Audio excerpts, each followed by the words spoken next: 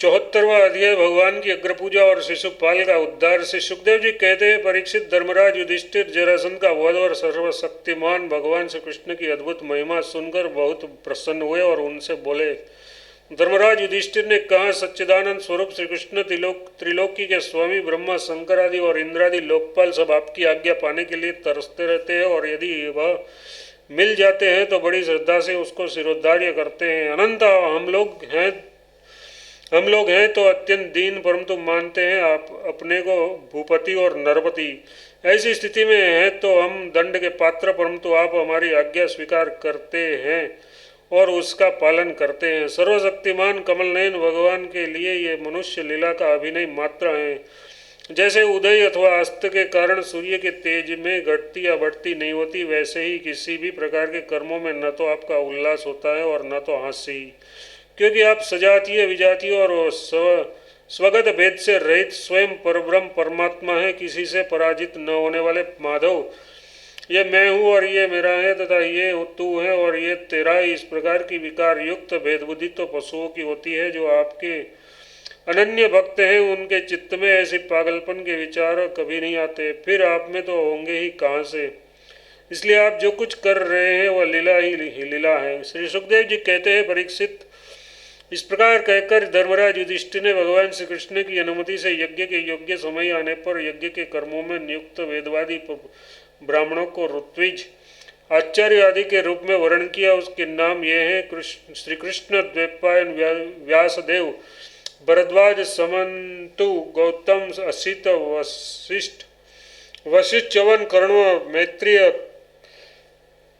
कवश, त्रित, विश्वामित्र, वामदेव, सुमति, जैमिनी, क्रतु, पैल, पराशर, गर्ग, वैशंपायन और अथर्वा, कश्यप, दौम्य, परशुराम, शुक्राचार्य, आसुरी, वितिहोत्र, मधु, छंदा, वीरसेन और अकृत वर्ण। इनके अतिरिक्त धर्मराज ने द्रोणाचार्य, भीष्म पितामह, कृपाचार्य, धृतराष्ट्र और उनके दुर्योधन आदि पुत्रों और महामती विदुर आदि को भी बुलवाया। राजन, राजसूर यज्ञ का दर्शन करने के लिए देश के सब राजा, उनके मंत्री तथा कर्मचारी, ब्राह्मण, क्षत्रिय, वैश्य, शूद्र सबके सब वहां आए। इसके बाद ऋत्विज ब्राह्मणों ने सोने के हलों से यज्ञ भूमि को जुतवाकर राजा युधिष्ठिर को शास्त्रानुसार यज्ञ की दीक्षा दी। प्राचीन काल में जैसे वरुण देव के यज्ञ में सबके सब यज्ञ पात्र सोने के बने हुए थे, वैसे ही युधिष्ठिर के यज्ञ में भी थे। पांडुनंदन महाराज युधिष्ठिर ने यज्ञ में निमंत्रण पाकर ब्रह्मा जी, शंकर जी, इंद्रादि लोकपाल अपने गणों के साथ सिद्ध और गंधर्व, विद्याधर, नाग, मुनि, यक्ष, राक्षस, पक्षी, किन्नर, चारण, बड़े बड़े राजा और रानियां ये सभी उपस्थित हुए। सब ने बिना किसी प्रकार के कौतूहल के ये बात मान ली कि राजसूय यज्ञ करना युधिष्ठिर के योग्य ही है, क्योंकि भगवान श्री कृष्ण के भक्त के लिए ऐसा करना कोई बहुत बड़ी बात नहीं है। उस समय देवताओं के समान तेजस्वी याजकों ने धर्मराज युधिष्ठिर से विधिपूर्वक राजसूय यज्ञ करवाया, ठीक वैसे ही जैसे पूर्व काल में देवताओं ने वरुण से करवाया था। सोमलता से रस निकालने के दिन महाराज युधिष्ठिर ने अपने परम भाग्यवान याजकों और यज्ञ कर्म की भूल चूक का निरीक्षण करने वाले सद संपत्तियों का बड़ी सावधानी से विधिपूर्वक पूजन किया। अब सभासद लोग इस विषय पर विचार करने लगे कि सदस्यों में सबसे पहले किसकी अग्र पूजा होनी चाहिए। जितनी मति उतने मत, इसलिए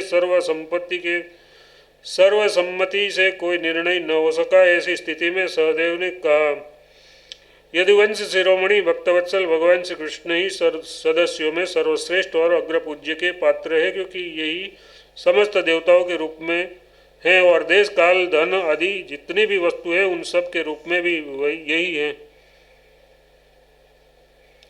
ये सारा विश्व श्री कृष्ण का ही रूप है। समस्त यज्ञ भी श्री कृष्ण स्वरूप ही है। भगवान श्री कृष्ण ही अग्नि, आहुति और मंत्रों के रूप में है। ज्ञान मार्ग और कर्म मार्ग ये दोनों ही श्री कृष्ण की प्राप्ति के ही हेतु है।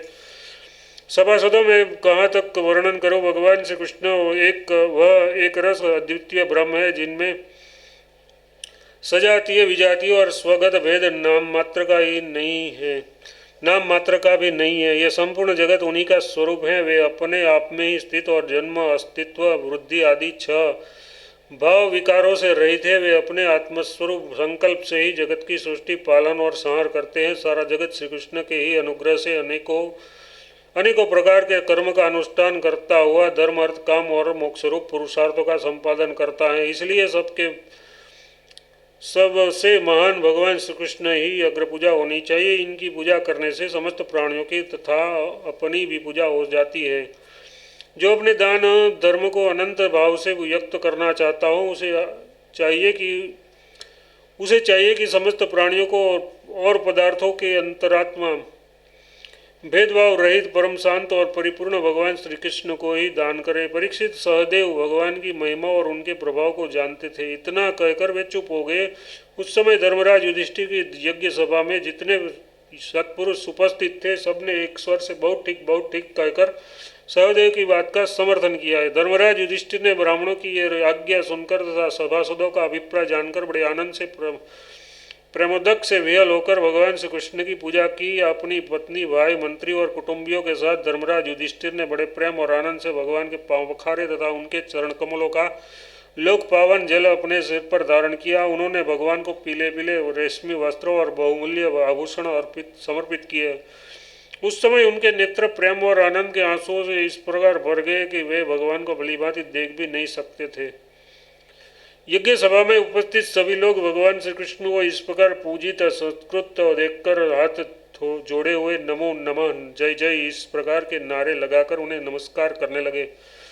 उस समय आकाश से स्वयं ही पुष्पों की वर्षा होने लगी। परीक्षित अपने आसन पर बैठा हुआ शिशुपाल ये सब देख सुन रहा था। भगवान श्री कृष्ण के गुण सुनकर उसे क्रोध हो आया और वह उठकर खड़ा हो गया। वह भरी सभा में हाथ उठाकर बड़ी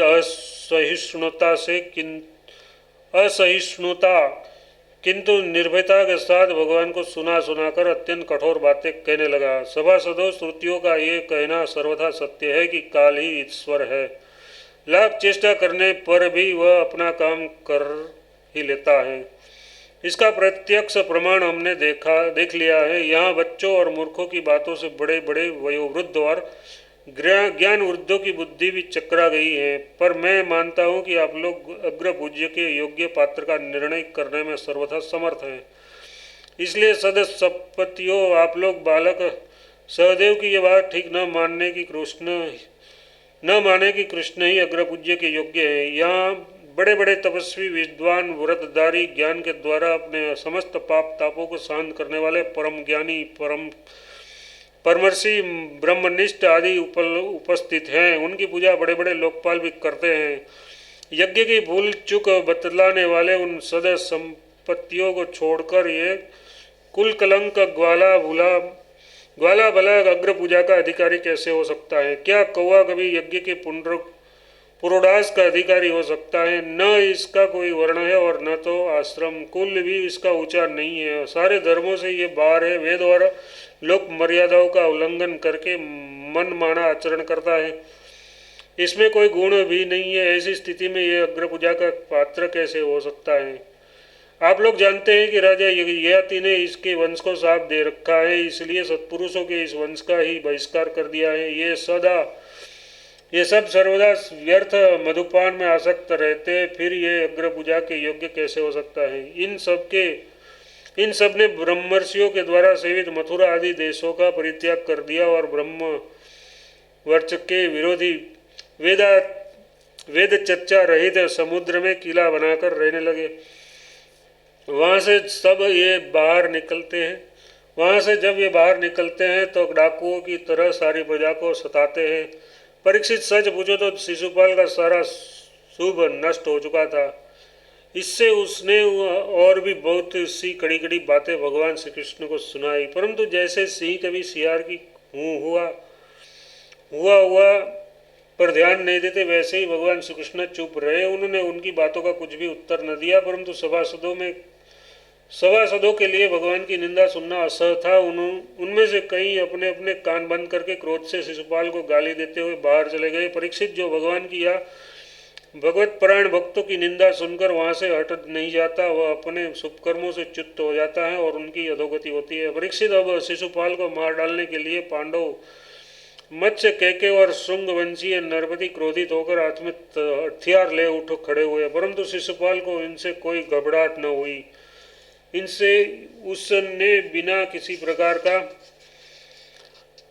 आगा पीछा सोचे अपनी ढाल तलवार उठा ली और वह भरी सभा में श्री कृष्ण के पक्षपाती राजाओं को ललकारने लगा। उन लोगों को लड़ते झगड़ते देख भगवान श्री कृष्ण उठ खड़े हुए। उन्होंने अपने पक्षपाती राजाओं को शांत कर दिया और स्वयं क्रोध करके अपने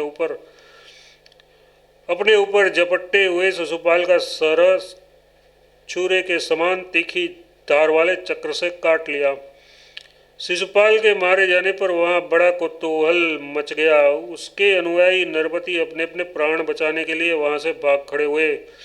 जैसे आकाश से गिरा हुआ लुक धरती में समा जाता है, वैसे ही सब प्राणियों के देखते देखते शिशुपाल के शरीर से एक ज्योति निकलकर भगवान श्री कृष्ण में समा गई।